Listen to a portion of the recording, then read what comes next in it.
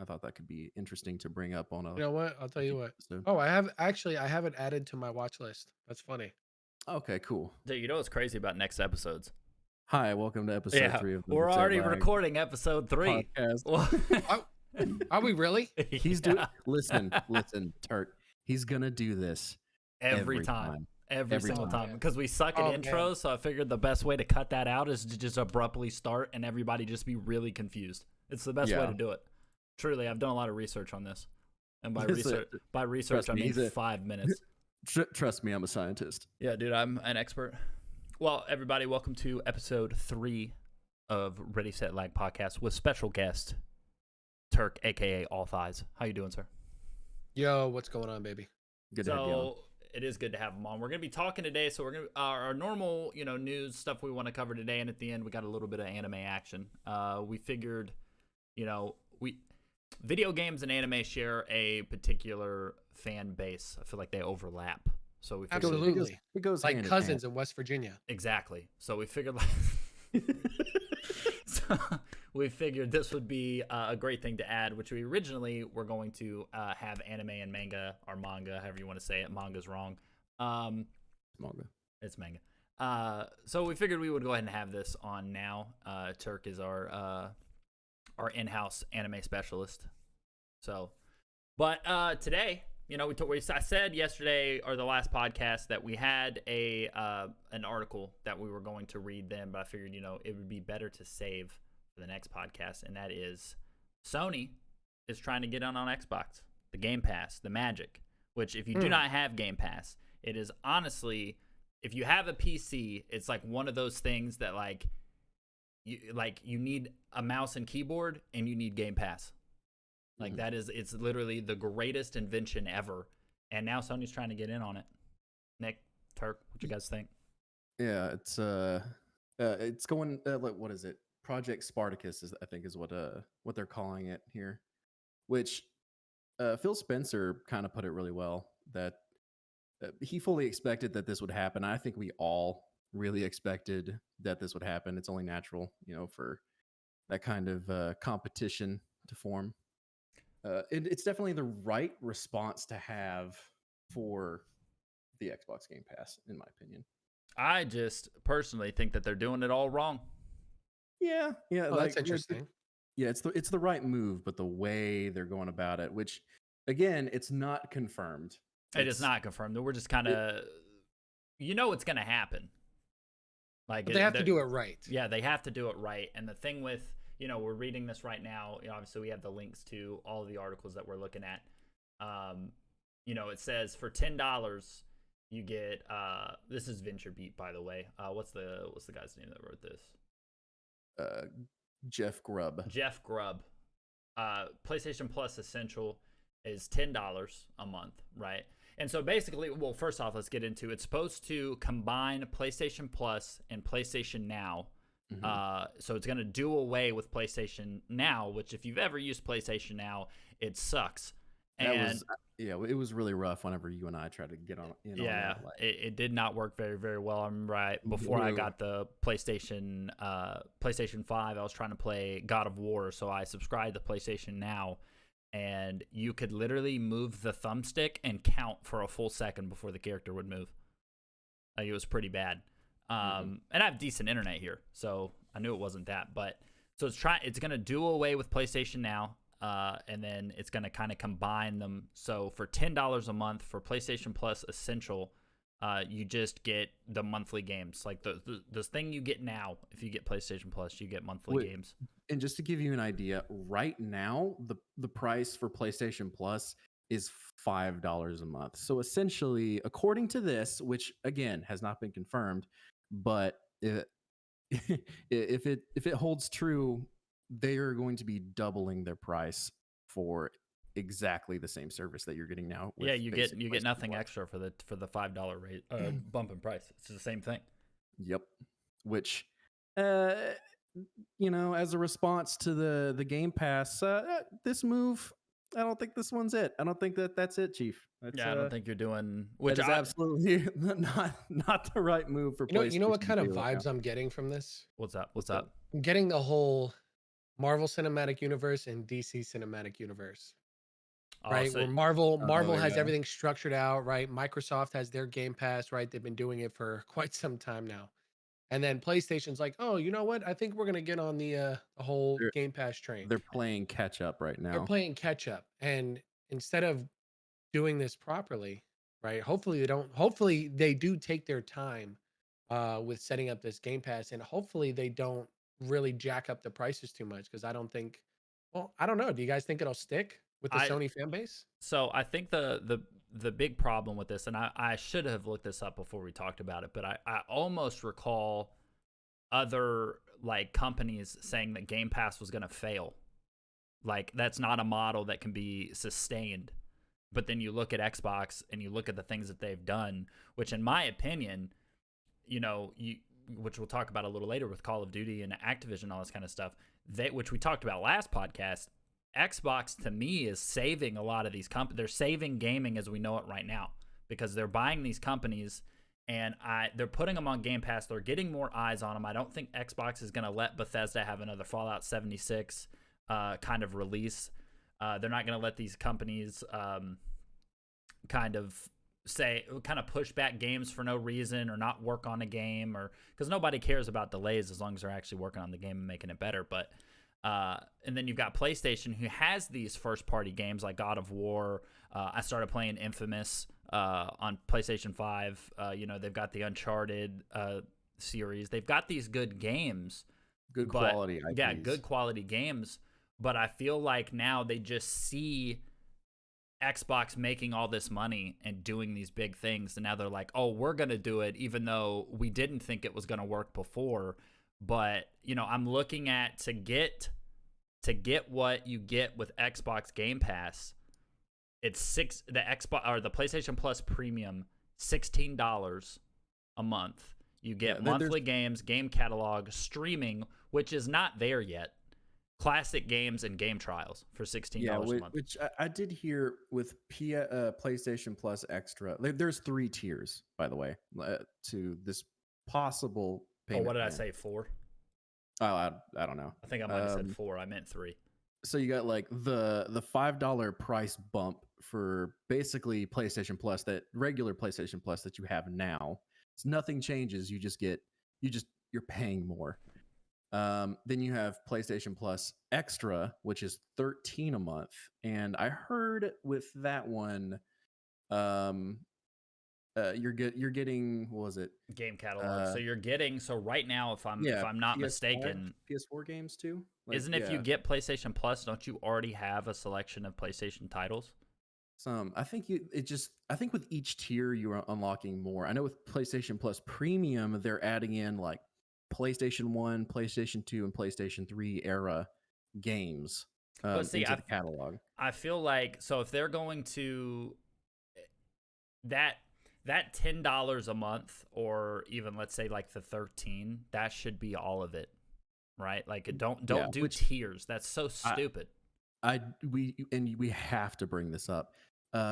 Game Pass Ultimate. So Game Pass Ultimate is when you have the Xbox Game Pass for your system and the PC. And with that also comes, what was it? EA Play for free. And that's all for $15.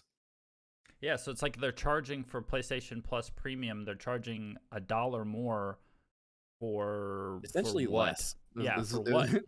To play older for backwards compatibility, which should be there regardless. Yeah.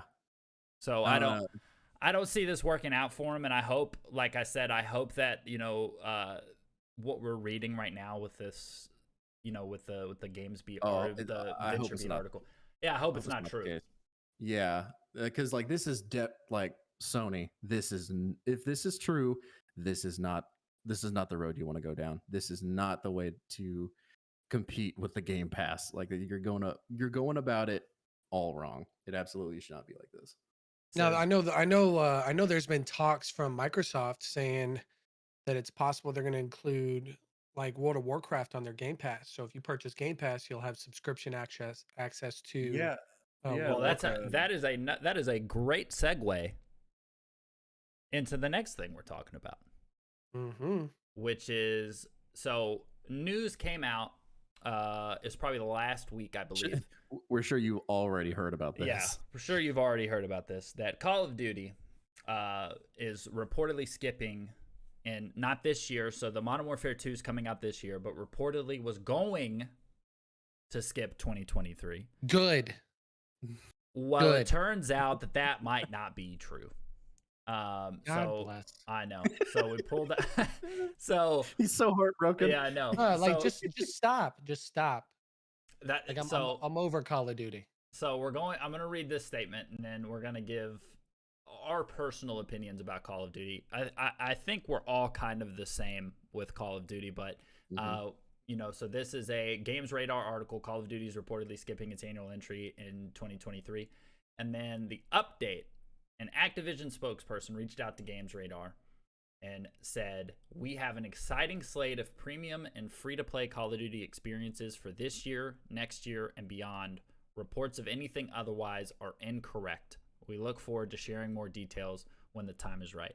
So what that's telling me is the game, they're not going to stop, right? And I think the biggest problem with, and I think I've tweeted this before, Call of Duty and Activision they've perfected the short attention span of a lot of gamers, right? So they know when they put out a Call of Duty, they don't have to make that Call of Duty fantastic, right? People are going to buy it, and if it sucks, people are still going to play it because it's the new Call of Duty, and they also know that they don't have to have enough content in that game. Realistically, people start complaining about a Call of Duty in about 3 months, if that? Oh, are you kidding me? Within the first week, you're seeing it on social media. But all they know is like a hard 6 months, right? Because then you've only really got, after about 6 months, you've really only got the hardcore Call of Duty people still playing the game.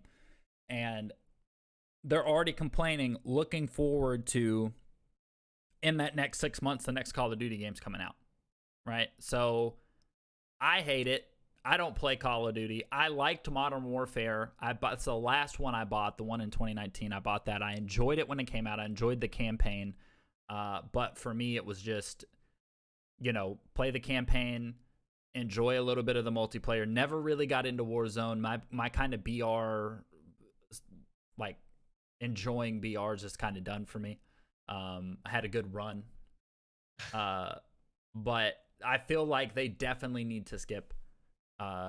Dude, I honestly, probably even more than 2 years, to be honest with you. Like they need to have, and I've said this before, Infinity Ward making multiplayer in the single player, have Treyarch making the zombies, Raven Software working on Warzone, and just kick everybody else out. They need to take a page from Ubisoft's success with Assassin's Creed. Like for a while there, they were doing their annual release for a long time before they figured out that that's not gonna work out anymore. Yeah, it's not sustainable. Yeah, well, and here's where I think the success of Call of Duty really comes from. I think a lot of the fans of Call of Duty, the ones who were kind of keeping this franchise alive, are the people who they really don't care that like it's just like last year. It's like the same people who play Madden or FIFA. Like where it's essentially the same thing, the same problems year after year, but they just don't care. It's usually the like the casual gamers, like the people who they're buying Call of Duty because it's Call of Duty. Yeah, essentially. I think that's kind of like the you get on Twitter or whatever and you see all these all these people who are like hardcore gamers, which I think we all are, right? We love video games. We're very vocal about video games. But the thing about Call of Duty is you being on Twitter yelling about something that you don't like is that group of people that are complaining about that is such a small like percentage of the gamers on Call of Duty, right? It's the people getting home from work. They're not a part of streaming or gaming Twitter, right? All they know is a new Call of Duty came out. They're getting off of work or they're coming home from school. They're popping their Call of Duty in and they're just playing with their friends, right? And they don't know about all this stuff going on Twitter, or people say Twitch equals the game's dead. It's like, no, it doesn't. Like it's such a small percentage. You can even have the biggest streamer complaining about a game, and that is such a small percentage compared to the people who are actually playing a game. So, but not saying those people on Twitter and those streamers are wrong, right? Like, there is a lot of broken things about Call of Duty. I remember I didn't play Vanguard, actually kind of over the whole World War II FPS thing. Like, I'm just not that interested in it anymore. But I remember the whole, like, incendiary stuff was, like, going nuts. Guarantee you 60%, 70% of the player base have no idea that, like, or they might know it's broken, but they don't know you've got like 20% of the player base on Twitter complaining about it. Like, I don't know. I mean, what would you say was like really the last Call of Duty that you would consider great? Would it be like Black Ops 3? Yeah, I would say for me it would be like Black Ops 2, like around there. The So last, I think Black Ops 3 was like the last game where they actually invested into their community, like where they were actually listening to their community. Because I remember Black Ops 3 was a lot of fun. Black Ops 2 was fun. Modern Warfare 2 was amazing. I'm sorry, I believe that was the best game that they ever came out with, was Modern Warfare 2. Yeah, I think my personal favorite was probably World at War. Like, yeah, it was World War II, but it was like gritty, dark. Like they cared about writing like a good story with compelling characters, and like with Black Ops, like throwing in like little secrets, like being able to get out of the chair and stuff like that. Just like even like little things like that showed just how much care that they had for the game and how much love they had for it. see, I put a lot of time. I played like Modern Warfare 2019. Like, I played that a good bit, but like the last time I can think that I really, really like had fun playing Call of Duty was Black Ops, like Black Ops 1. Like, that's the last time I sat there like on my 360 and would put my Turtle Beaches on and was just like hardcore playing Call of Duty and was having a good time. But it's just like every single year the game comes out, it doesn't matter who's making it, the game just feels the same, right? It's either it speeds up or it slows down. Like, that's literally about it. Back in the day, you were working at a retail store, and people would oh yeah, people were asking me, what was it, Infinite Warfare? I think it was probably Infinite Warfare. They're like, "Oh, is this game good?" Yeah, And I got like, yelled at by my managers because I was telling them the game's trash. You're just like, "Don't, no." I was like, "Don't buy Save it. your money. Yeah, don't buy this game. Jared, you can't do that. Yes, I can. Watch me. Check it out. Watch. Game's Boom. trash. But no, I think they need to wait, right? And I think they were talking about, I saw something that Treyarch was coming out with a free-to-play zombies, kind of like, I'm not going to say like Warzone because that's a BR, but, you know, like a free-to-play, just, I guess, I'm assuming it's going to be like all the maps of Call of Duty zombies that people liked. But it still doesn't interest me, right? And I got to be honest about that. You know, when the next Call of Duty game comes out, we're going to review it. We're going to play it. But I'm not that interested. Call of Duty Warzone 2, no shot, right? Like, we're probably not reviewing that free-to-play BR. Like, I doubt it, unless Nick wants to. I mean, will we do it? Yes. Are we going to be happy about it? No. Dude, I'm going to be sitting here, like, down in, like, Red Bulls trying to get through the game. Like, I'm really just over Call of Duty, and don't get me started. We're not going to start talking about Battlefield again. We've dropped that off unless some big news happens. We're done talking about it. I will say this, speaking objectively for Call of Duty, if it's one thing that they've done recently that's actually really good for their BR, you guys are familiar with Apex, obviously. Oh, yeah. It's the last Apex BR I think I played that I actually like enjoyed. Well, in my opinion, I think it's the greatest BR that's currently out right now. But they have a mechanic in game to where you can relocate on inside the map, right? Via these like balloons, right? You take the zip up, yeah, and then you get to the fly top, out. and you can fly out. Call of Duty actually just implemented that in their BR in Warzone recently. So what I like that they're like, okay, we're seeing what's starting to work with other games.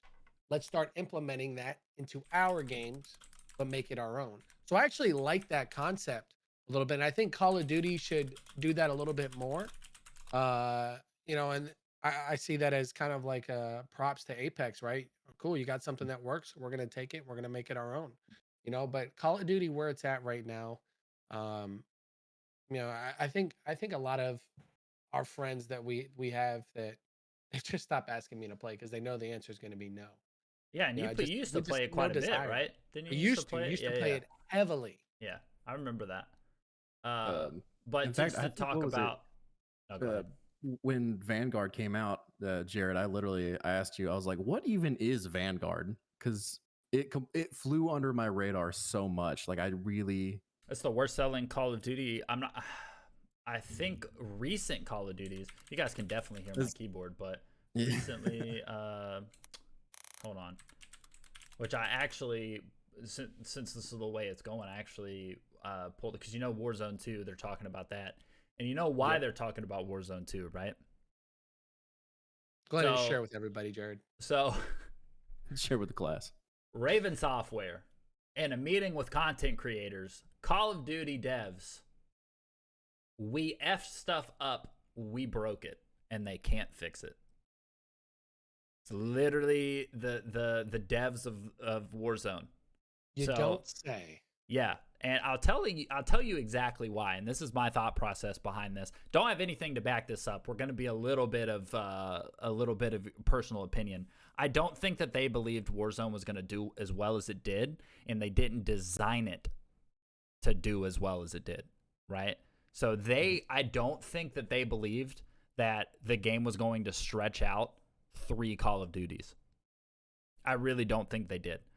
So I think now with Warzone 2, they're like, okay, obviously people want this, so we're going to go remake the game and make it to where we can, when a Call of Duty game comes out, we can easily update it. Because I remember them saying Cold War was really, really hard for them to integrate. So that was the first game that came after Modern Warfare, the 2019 Modern Warfare.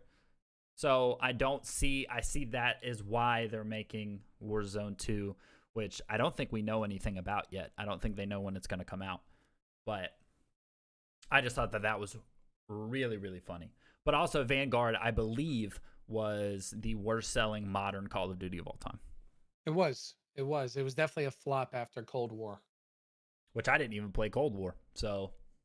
Well, I will say my wife plays Cold War purely for zombies. Like, that's all she does on there.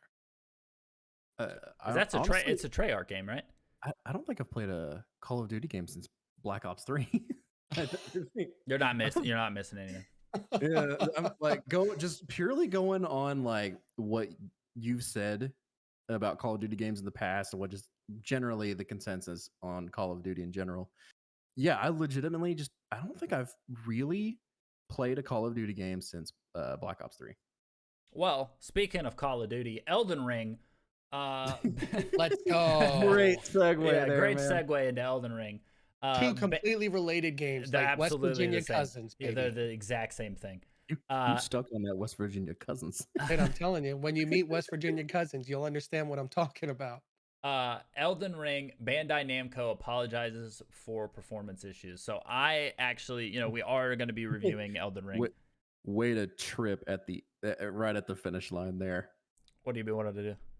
No, I'm talking about like the performance issues. Yeah. I was going to say, did I say something? Yeah, no. Like I'm talking about From Software. Oh, getting all the this is another thing that I'm actually very, very interested, and we'll get more like when we get closer to talking about the review for the game. Is if you look online for Elden Ring, it is being heralded as the perfect game, right? Like it's getting 10s out of 10s left and right across the board. Yeah, it's absolutely. I think it's got a 93 on Metacritic. Like, when was the last time you saw anything like that? Last of Us, the first one, maybe. I don't know. I'm thinking that was the last one I saw. Maybe. Wait, which one came out first? Uncharted 4 or Last of Us? Last of Us, the first Last of Us game came out first. So Uncharted 4. I think Uncharted 4 got a lot of 10 out of 10s too, but that's been a while. I've not seen a game come out with that much like praise from critics. And then also praise from just gamers. But apparently if you're playing it on Ghost of Tsushima is another one I forgot. Listen, love me some Ghost. Listen, me some Ghost. If we would have started RSL out earlier, that would have been our first 10 out of 10. Honest to God, it would have been. I beat it. It's so good. It's so fantastic. Jared has finally played it. He finally beat it. Oh my goodness. It's so good. That would have been our first 10 out of 10 for sure. But apparently if you're playing Elden Ring on PC, you are running into a lot of trouble right now. Yeah, in fact, we got right here a quote from a Steam user struggling to maintain 60 FPS 1080p on a 3080, wrote Steam player Schmoople. By the way, Schmoople, if you ever want to come on Ready Set Lag podcast and tell us the story of how you came up with that name, please contact us. So massive stuttering, drops to mid-20s, crash 4 times within 2 hours of game time, 60 FPS caps, and no ultra-wide support. So I'll go ahead and tell you exactly what happened. You want my hypothesis? Oh, shoot. Go ahead. They did not port this game over right. You're welcome. You're welcome, everybody. That's why y'all come here. Such insight. Thank you. I do this for a living, but not really. I mean, here's the mind-boggling thing: is that like how long was the production cycle for this game? It had to have been over 4 years. When did they have that first trailer out? Like 2019. Yeah, it's been, and they had to be working on it before that. Yeah, so like I'm guessing at least 4 years. So like after at least 4 years of work, how do you have this kind of a problem? Honestly, I think it's they were, and you've got a lot of problems with games, like just thinking about PlayStation porting games over to PC, like Horizon Zero Dawn. When you're playing that game, sometimes the audio sounds like they're talking into a funnel. So it's like it's the porting, right? It's like they made this game for Xbox and PlayStation, and then the PC version was kind of just an afterthought. Kind of like what happened with Batman Arkham Knight. Yeah, didn't they hire a different dev team to do that? Yeah, they had to have like a third party come in and like try to properly port it over to the PC. It was doing terrible at launch, and it honestly, it really shouldn't surprise me as much as it does that a big developer like this can still, after even after a long production cycle, still find some way to mess things up after the whole Cyberpunk 2077 debacle. You know what? I was actually just reading this article, and this is actually not just limited to PC. So, some of the fixes they're saying is for PC versions, update your graphics card drivers, latest version. If the PS5 console is unexpectedly turned off while playing the game or in rest mode, save data may not be saved correctly. I'd be pissed. So this does seem to be just like a, but listen, if the game's a 10 out of 10, right, and you're not dealing with a broken game in the sense of the gameplay, this is stuff that can be fixed, right? Like I'm okay with when you have a massive launch, such as a From Software game or some of these huge games that are really, really anticipated, you're going to have issues. There's no game that's going to come out that's going to be perfect. And we do strongly, I'm not going to say hate on, we do hate on, but we're very, very big on games not releasing unfinished. From what I've read and talked to people who have played this game so far, the game is amazing, right? So I agree. I was watching Asmongold play it for about an hour, just so I can see, right? Because a lot of people, like myself, for example, Jared was like, "Hey, you gonna get 2042?"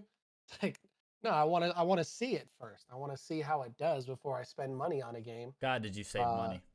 I saved a lot of money on Battlefield 2042, but I wanted to see, because everybody was talking about Elden Ring. I was like, well, I don't want this to be another flop. Games have not consistently been coming out finished, right?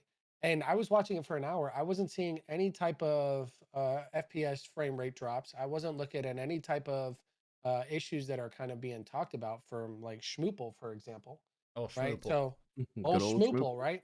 So, and the game looked amazing. Like Well, the I think graphics on this game, beautifully done, Well, I think beautifully done. Asmongold's playing. I'm assuming he's playing it on PC. So I think the thing with like playing a game on PC too is like there might be some issues that one person runs into. You know, you think about console. You know, it should technically be pretty much the same thing in every system. But when you're talking about PCs, right? There's certain everybody's components are different. So you know, it might run terrible for you, it might run great for me, and it might be okay on Nick's computer, right? So it's kind of Right, that like right. what are you willing to look past, right? If a game's great enough or good enough, people will look past a lot, right? So Hmm. I feel like for a game like Elden Ring, I think that it came out, people were really, really excited about it.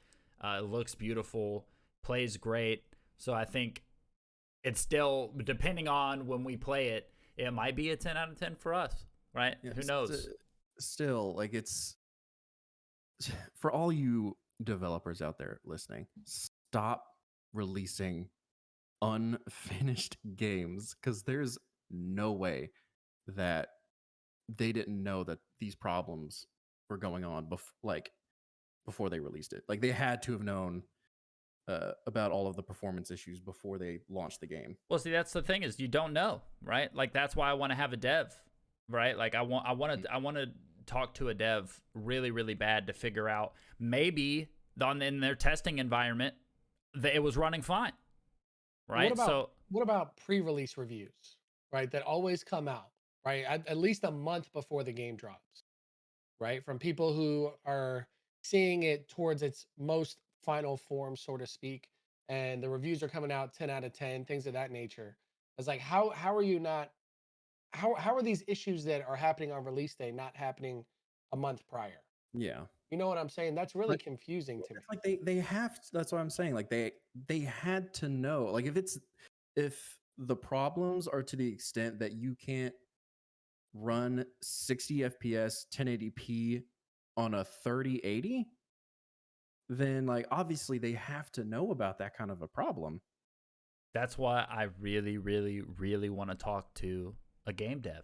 Like I want to know, like, you know, when we're talking about Battlefield, like I want to know what the process is on that, right? Like I really, really want to know. I really want to learn that, mostly so I can figure out who to blame. But you don't know, right? But 60 FPS, 1080p on a 3080, you should be running 60 FPS at 1440 on a 3080. So that's Mhm. a pretty big, you know, problem. So I do want to know, you know, what our experience is going to be when we're playing it. Do we see, you know, I've got a 2080 Super. I think you're still rocking a 1080 or 1080 Ti. So like you know, we got a wide range of uh, computer components, which I think it'll be mostly you playing because that game's really hard. So I don't know if I'm I'm gonna be gonna. taking I'm taking on all of the challenging games and all of the scary games. Yeah, I don't. I won't even be there for horror Yep. games. He's Won't I'm even not. be You're not at a not all. horror even. game kind of guy. Well, so you know, obviously, beautiful segue into the last article we have today. Talking about horror games. Yeah, Fallout New Vegas is in very early talks at Microsoft. A Well, a sequel to sequel. Fallout New Vegas. Yes, I'm so excited for this because you know I loved Fallout New Vegas, and Well, we kind of now saw this that coming too. Like we yeah, you talked know, about it like before we even had RSL. Just us sitting around playing games. Is you know, Microsoft bought Bethesda. They already now had they Obsidian. and So like what was it? People were immediately like after the news, they were asking Obsidian. It's like Fallout New Vegas 2, and they like tweeted out just like a shrug. Like I don't know, like maybe, but coming off the uh, successful, and I already forgot the name, Outer Worlds. yep, So and uh, which is basically honestly, just Fallout. this uh this news, like having New Vegas 2 is really the natural next step because I really think uh for one, it's definitely like there's definitely a desire for this game from all sorts of people. Everyone loved Fallout New Vegas, and also Bethesda desperately needs a win really badly. with this IP. They need a win with this IP. And honestly, I would love to see Obsidian work on Fallout New Vegas 2 and actually have like a really decent development time, because the first New Vegas was made using, what was it, Fallout 3 assets. So they reused a lot of assets from Fallout 3, and I think the development window for the game was like something crazy, like 18 months, just like a little over a year. And they ended up making what is like widely considered the best Fallout game of all of them. So I would absolutely love to see Obsidian take on the Fallout IP and make a direct sequel to their smash hit with a really good development time. I would absolutely love to see that. Turk, did you play Fallout a lot or no? The Fallout that I was trying for the first time was actually Fallout 76. Oh, I'm so sorry. Oh And no, I hope bro. we all know how that game went. Bro. I would also like to got me point with out that that one is too. another game that Jared forced me to buy. Wait, did I really? Yep. Oh, Oh yeah, no. you were like, Oh we can no. play 76 for free. That's when Jared was like, you and me, let's play it, and we Oh got it, no. and it was not running But well. I can't be too mad at Jared, because again, the hype behind Fallout 76 was it was high. There was a Mhm. lot of hype behind it. There was a lot of expectation that came with that game. And And when it we started met none playing of it, them. it was met zero of the expectations. If you So try to play it Fallout, kind of if you try to play it right now, you can't even like walk around getting above like no, 5 you frames. can't you can't do nothing. The Turk. Do you know where Fallout 76 is set? Where it's set, Yeah, the setting. in the trash. West Virginia. Listen, West Virginia, baby. What does that tell you? The quality. It came full circle, boys. No, I love West Virginia. I really do. It's actually a beautiful state. It is. A lot of cousins. so many cousins. No, I think this is exactly what Fallout needs. You know, Fallout New Vegas 2. I enjoyed New Vegas. I've enjoyed all the Fallouts except for 76. You know, one of my favorite franchises. So I'm really hoping this is true, and I'm really hoping that they make it. Like you said, they have a good production window to be able to make it happen. I think it'd be really great. But that covers it for the news for today. We're gonna move into unless you got something else to add, Nick. Unless you're good. No, I mean that basically covers all of our video game news content right now. But yeah, let's hand it on over for Ready Set Lag's very first. What are we gonna call it? Anime corner? Anime talks? Anime. Welcome to the Uwu corner. Yeah, Uwu. Ooh, the Uwu corner. Baby. I like that. So what you got for us, Turk? What are we talking about? What's going on? So check it out. Our first anime we're go ahead and reviewed is going to be Demon Slayer. Absolutely fantastic. Oh my gosh. So there's 5 main categories that we are going to review anime based off of. It's going to be based off of animation, storyline, character development, connection, based off of that emotional connection, and consistency in terms of them putting out episodes, things of that nature. Some other factors that are going to be taken into account, the subbed dubbed availability. Are they running only subbed, or are they running subbed and dubbed, only dubbed? Do they have a manga, and is the manga somewhat similar to the actual storyline, or does it kind of venture off a little bit? Are changes made just for the anime purpose? And then fandom. I think fandom plays a factor into it as well, because fandom could be a plus or a complete turnoff for somebody who wants to get into anime. So with that in mind, let's get right into it. The overall rating is going to be based out of 5 stars. And guess what? Demon Slayer is actually going to be our very first 5-star rated. Oh, absolutely. 5-star rated anime. And I'll break down for you why. First of all, animation. Do I need to say anything else? I think Demon Slayer is one of the most beautifully done animes that I have seen in the past maybe 20 years. Oh, it's up there. And It's that's yeah. saying something, right? Because I grew up in 90s anime, right? So anime back then was just, it was such this uh it was such Yeah, the this like, eyes clipping together. yeah, exactly, Yeah. right? But the storylines and everything with 90s anime was so amazing. And the fact that Demon Slayer, and this isn't a spoiler or anything, but the Demon Slayer is not a relatively long series. There is an ending, and the ending will probably happen within the next year or two, right? Yeah, because Which it's done, right? which is a good thing. I think it's a good thing, right? You look at animes like One Piece that are just, they don't know when to stop and they're not going to Well, stop. well, I think with any series that goes on for too long, you are bound to have some like very underwhelming like A lot content of when it comes. Like, fillers, Yeah. yeah, like if right? A it lot any of off whether the it's wall arcs. whether it's like an anime or a TV show or a movie series or a game series, like if something goes on for way too long, you're gonna have a lot more misses than hits, I Well, I think. think the Right. big thing with like Demon Slayer, and there's a few of them, which I'm sure we're going to talk about in the future. There's a few animes that I've watched where every episode it either gets better or is like directly in line with how good the last episode was. Like it's like they never let off. And There's no drop in quality. Demon Slayer is definitely one of them.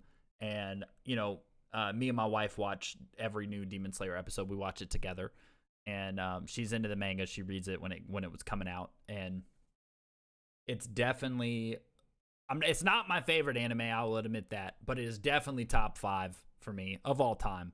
I enjoy every second of it, every episode I've watched, and it, like I said, every single time a new episode comes out, it's just as good as the other episode.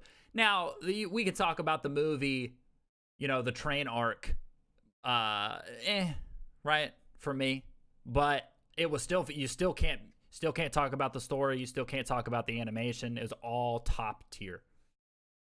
Right. And that's where with these reviews, we're going to be as objective, right? As objective as possible. Cause if we're going to be biased, I'm going to say that My Hero is the best anime that's ever come out. That's actually Right. But RSL's first 1 out of 5.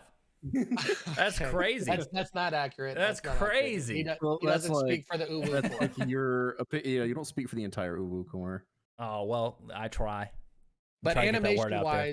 animation wise, Demon Slayer, easily one of the best, most beautiful animes you could ever possibly watch. The storyline is so beautiful is probably the best way to describe it, right? Because there's so many points of connection to the storyline and how everything stays in line, right? I haven't really seen a filler episode yet for Demon Slayer. I was about to If say, there's has anybody there else, been? I don't think no. there has been.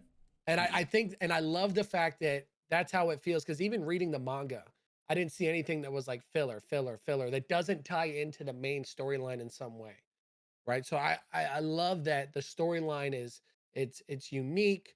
It's, it's full of emotion, which ties into the connection aspect, which we'll get into in a second. Let's talk character development. Because I think that's very important for any anime. If you have no character development, I think you're going to fall off Oh as yeah. an animation or as it's not going to last. Yeah. Right? Well, What do you guys think of the character development with this? with any good story, really, uh, by the end, at least for the main character, they should be a completely different person. By Yeah, the time it's about the journey. Like I have a strict criteria of Turk's giving me anime to watch, my wife's giving me anime to watch, Nick's giving me anime to watch. If I can't connect to that main character or even some of the side characters and watch a journey of their character development, I fall off of the anime pretty fast. I don't watch it. I have learned though, if you are going to try a new anime, if we ever talk about an anime that you've never heard of, give it I give it a 3 episode try, right? Because if you judge an anime off the first episode, you're gonna hate a lot of anime, right? You got to get a little bit in there. And for Demon Slayer, though, rare occurrence. First episode I was in, right? But when it's coming down to the character development, I think Demon Slayer is it's just one of those things. It's up there with like Jujutsu Kaisen and one of my favorite anime, Shield Hero, and that character development. We're going to be doing a Shield Hero review because let me tell you what, season 1 was amazing. I am so excited for season 2. But I think the character development in Demon Slayer it's just a beautifully crafted story. I think they really covered every aspect of it. And I'm gonna butcher the name. Is it Zetsu? Zenitsu. Yeah, Zenitsu. Zenitsu. Yeah, that character development, dude. Top watching it, it's insane. Well, just I mean, like I said, I know everything that's going to happen based on reading the manga, but seeing it come to life in animation form, that is what I can really appreciate with this type of it's art is what it is. Well, you can get away with a lot, and this is we don't want anything to get away with anything. We want every game, every anime, everything to do everything perfectly, but that's not realistic for a lot of these companies. It's not. But as long as you have a good story and you have like good character development and like you said, those emotional ties, you can get away with a lot, right? Like especially when it comes down to like the anime. But Demon Slayer just it literally ticks the box of literally everything. Like there's nothing it does, and character development, right? Just one of the things that you love to see, right? Tanjiro, he's nobody special. Yeah, right? Exactly. Yeah, he is in an aspect, right, in terms of kind of his lineage because he hails just if I don't want to give spoilers, so I'm not going to give spoilers, right?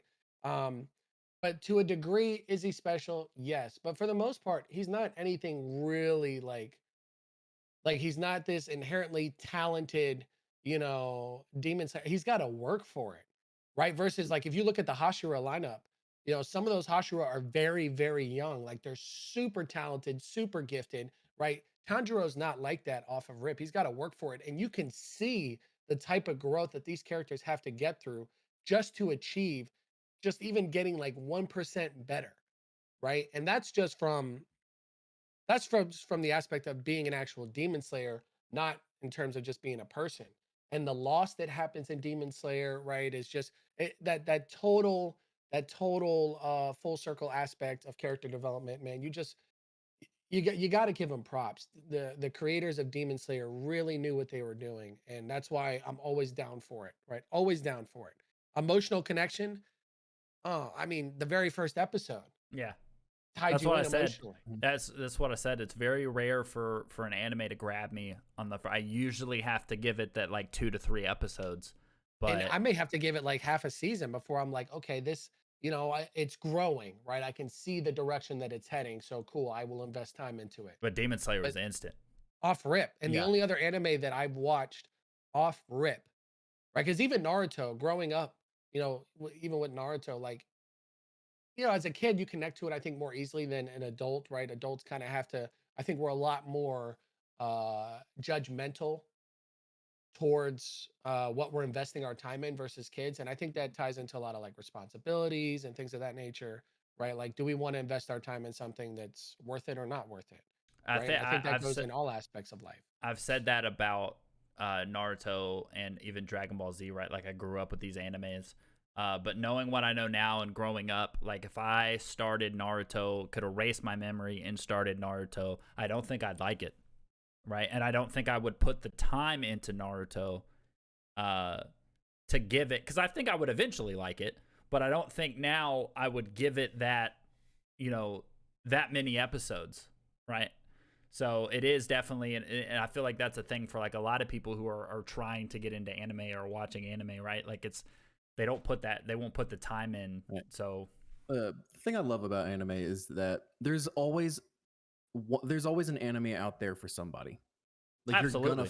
you are going to find one event. Like even if you wouldn't consider, if you've never seen an anime in your life or you've always said like, oh, I don't like anime. I promise you, there's one out there that you will like. Oh, always, always, and definitely branch off, right? I mean, we grew up on Dragon Ball Z, we grew up on Pokemon, we grew up on Cowboy Bebop, we grew up on Inuyasha, grew up, we grew up on a lot of action-based anime, and it wasn't until I got older, I would say probably like mid-20s, where I really started allowing myself to kind of branch off and experience Hmm. other genres of anime. And let me tell you what, man, there's an anime for anybody, Oh yeah. literally anybody. Like, So I I never pictured myself to be like into the feel good slice of life romantic comedy kind of stuff, but I did end up getting into that category of anime. I actually like it.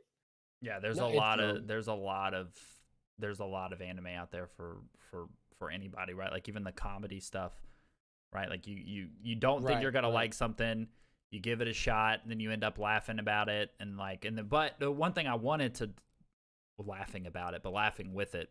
The one thing that I wanted to get to about what you were talking about with Demon Slayer or with the reviews in general for anime is the subbed or dubbed, right? Like do you so when you're reviewing these animes, are you how much does that weigh in on your review? Is like do they have it dubbed?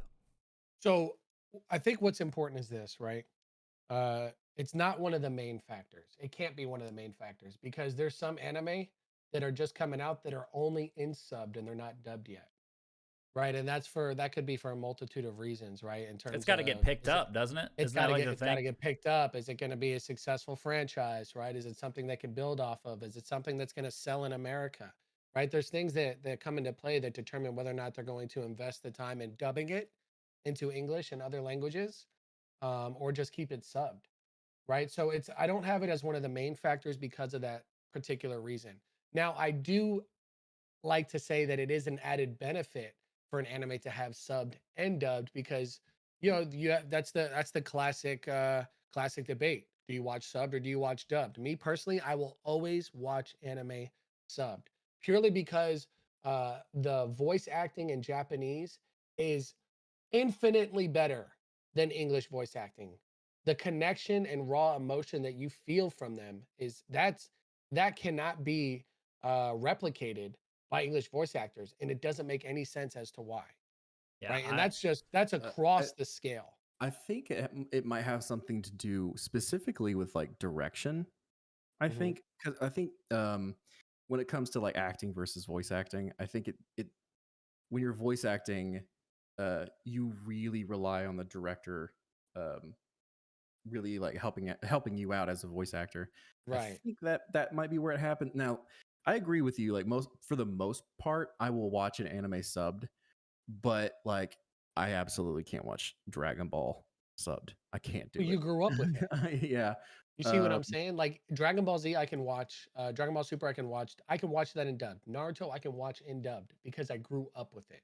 mhm, But now, if I didn't grow up with the anime and it's just coming out, me personally, the only reason why I'll watch dubbed is for reviews. mhm. That's it. Just to give them a perspective on what the emotional uh Because envelopment is with yeah, that anime. yeah, like bad voice acting will definitely like it'll take you out of the experience. It's a turnoff. Hmm. It's like I Absolutely. definitely switched to a subbed person, right? Like I it's like used to it's be a like dubbed, but now I can only watch them in subbed. it's mostly a turnoff for me, right? It's like being in West Virginia and not in love with your cousin, right? Such a turnoff for me. Exactly. Exactly.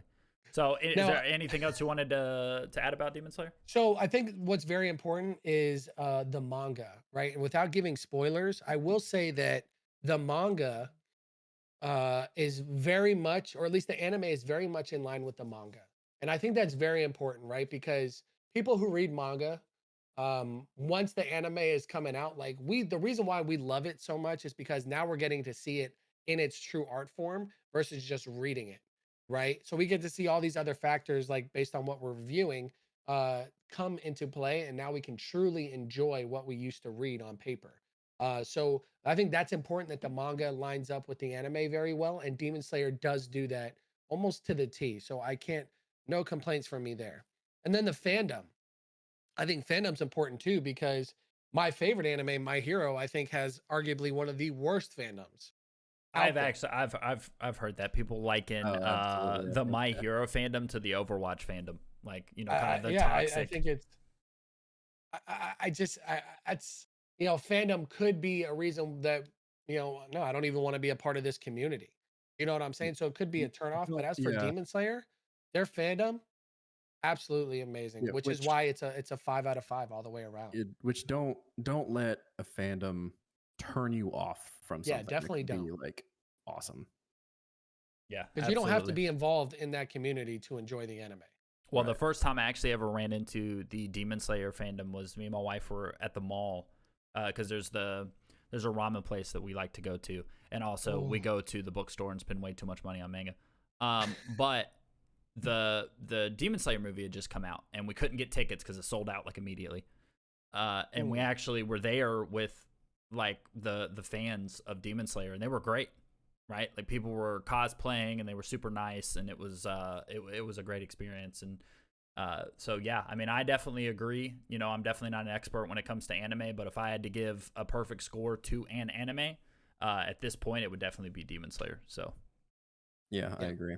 100%. But that'll about unless you guys got anything else to add, that'll wrap it up for episode 3 of the Ready Set Like podcast. I would like to say, full disclaimer, if anybody from West Virginia is watching this, I love you guys. I love you guys as much as you love your cousins, okay? So it's all love, baby. It's all love. What is this? What is But this? I appreciate you guys so much. Definitely be here. What is today? So we're uploading on Saturday, Friday night. If you actually follow us on any of the podcast websites, so Spotify, iTunes, podcast, or anything like that. The YouTube video will come out the day after, usually just because it takes me a little bit of time to render the video, and then it takes YouTube forever to process the video. But capture game footage. Got to capture game footage. We do a lot of stuff for the YouTube. It's definitely something we're going to be focusing on a lot more. Yes. But I appreciate you guys so much for listening, and we will see you guys next time. I love you so much. Bye. Love you. What?